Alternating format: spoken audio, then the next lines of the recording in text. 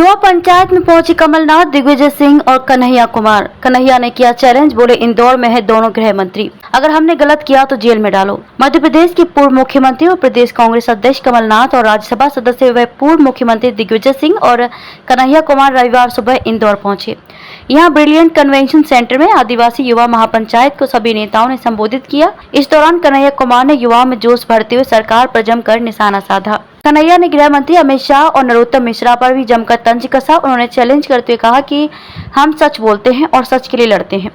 दोनों गृह मंत्री आज इंदौर में हैं, अगर मैं गलत हूं तो हमें जेल में डालें, बिना मतलब के बयान देकर लोगों को गुमराह न करें। इधर दिग्विजय सिंह ने कन्हैया कुमार का समर्थन किया तो वहीं कमलनाथ ने जय जोहार से अपने भाषण की शुरुआत की। कमलनाथ ने कहा कि मैं उस जिले से आता हूं जिसकी आदिवासी आबादी आपके जिले से भी अधिक है और आप जाकर इंटरनेट में देखिए छिंदवाड़ा जिले के आदिवासियों की संख्या कितनी है। मुझे गर्व है कि मैंने आदिवासियों के साथ काम करने का मुझे मौका मिला। अपनी युवा अवस्था को याद करते हुए कमलनाथ ने कहा कि अभी मैं बूढ़ा नहीं, जवान हूँ।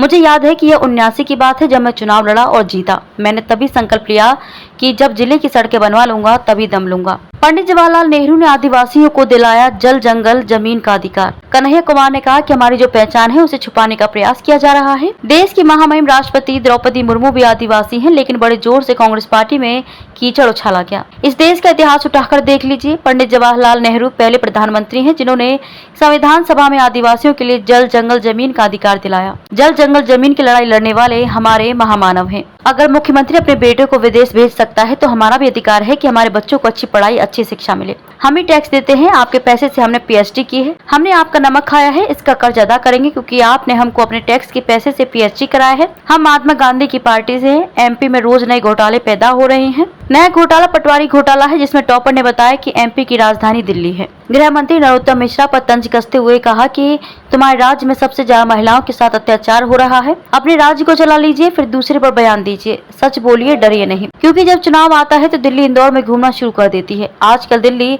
इंदौर में घूम रही है। अब चुनाव आया है तो राजा का बेटा राजा नहीं होगा। आप सभी आदिवासी भाइयों को यह एहसास कराना होगा। कन्हैया ने कहा कि इंदिरा गांधी के 2 बेटे, एक की पत्नी बीजेपी में चली गई, तो फिर बीजेपी में लोकतंत्र कैसे है और कांग्रेस में राजतंत्र कैसे। कन्हैया ने आदिवासी भाई बहनों से कहा कि देश में पंडित जवाहरलाल नेहरू, भगत सिंह, बाबा साहब अम्बेडकर नहीं होते तो आंगनवाड़ी का बेटा 2 मुख्यमंत्री के सामने भाषण नहीं दे रहा होता। यह लोकतंत्र की ताकत है।